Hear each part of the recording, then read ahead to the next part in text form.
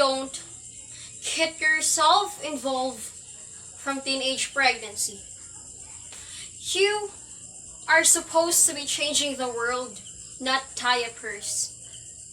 That may sound funny, but that was such a sad reality. Today, I'm here to put it in front. Jhanna Navales, 17 years of age, from Pangnan City of Naga, Cebu, and I am impulsive not to teenage pregnancy. Nowadays, there are a lot of teens who have been suffering due to early pregnancy. Mental health problems,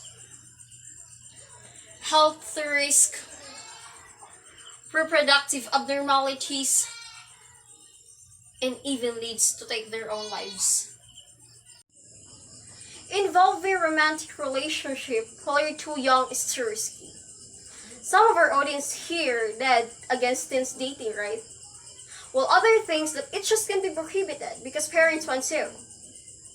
Hence, they suggest that teens should be told about the consequences and dangers of risky behavior while on dates. The European parents should handle teens and their relationship with much care, understanding, and openness. We've all experienced love during our teenage years, right? Which is now.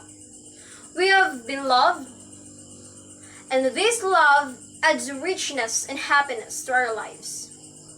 It makes us feel important, understood, and secure. It provides us with a chance to discover our own selves as we share it with someone new. We also learn things to love ourselves, things we'd like to change, and about the qualities and values we look for in a partner. Love and romance teach us self-respect, as well as to respect others, but the thing here is romantic relationship of teens can cause early pregnancy too.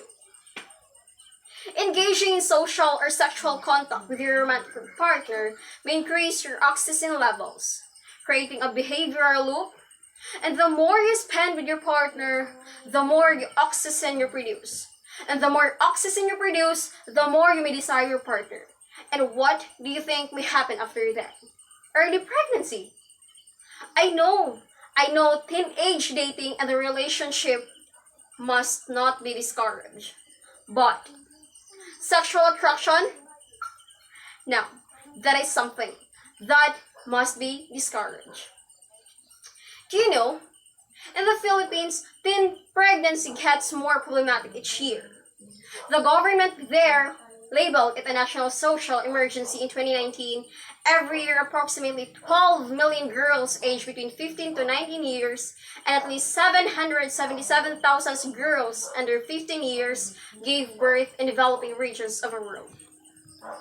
In 2016, a United Nations Populations Fund, or UNFPA, reported that the Philippines has the highest number of teen pregnancies across Asia.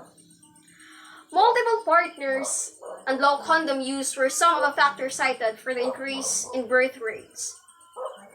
Moreover, the UNFPA suggested that 1 in 10 young Filipino women aged 15 to 19 years is already a mother.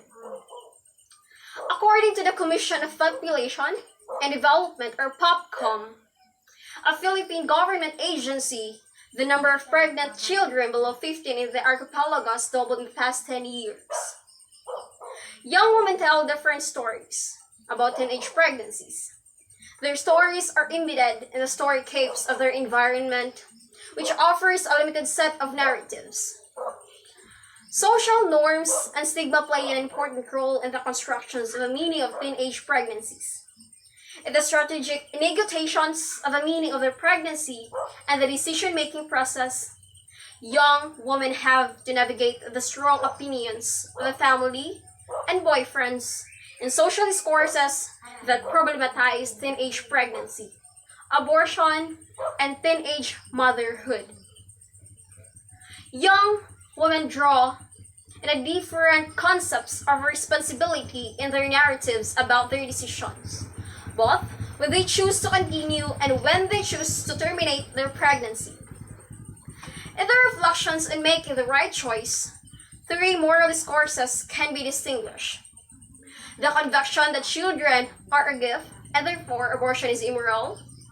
The convention that children have the rights to grow up in good conditions and therefore parenthood in some cases is immoral. And the convictions that one must be able to look after oneself before becoming a parent. With their moral compass points towards abortion, the embodiment of being pregnant sometimes complicates these paths and interferes with their moral convictions about making the right choices. Moreover, children born to adolescent parents face greater challenges throughout their lives. And these challenges includes getting less education and worse behavioral and physical health outcomes. According to youth government, other effects to children of teenage mother include greater risk for lower birth weight and infant mortality, less prepared to enter kindergarten, rely more heavily on publicly funded healthcare, are more likely to be incarcerated at some time during adolescence, are more likely to drop out of high school, are more likely to be unemployed or underemployed as a young adult, premature delivery, the future, and etc. Now, these effects can create a perpetual cycle for teenage mothers, their children, and the children's children. Now, how can teenage pregnancy be prevented? Abstinence. This is when a person decides not to have sex until they are married. Some think this is old-fashioned, but others think it is morally the best thing to do. For me also. Delaying sex. Many people feel that they don't want to wait until marriage before having sex. At the same time, they didn't want to rush into it and make costly mistakes. So, they decide to delay having sex until they are older, more responsible, in a stable relationship with one partner, have a job, or have become independent of their parents. Does this sound reasonable to you? If you choose either abstinence or delaying sex, there are some further steps that will help to protect you. First, choose your friends carefully. Friends should want what is the best for you, and they should respect your decision not to have sex. Beware of friends who try and pressure you into having sex. Second, be aware of situations like a group of friends, drinking or taking drugs that could lead to unsafe sex. Third, be aware of partners who claim, "You must sleep with me to prove you love me." Fourth, listen and learn from those who have gone through teenage pregnancy. They know the mistakes and its advantages and can help you to avoid making the same mistakes. And lastly, listen and learn from your parents about their life experiences. If they put your restrictions on you, it is not necessarily because they want to make you suffer. Usually, it is because they want the best for you, so they do it to help and protect you.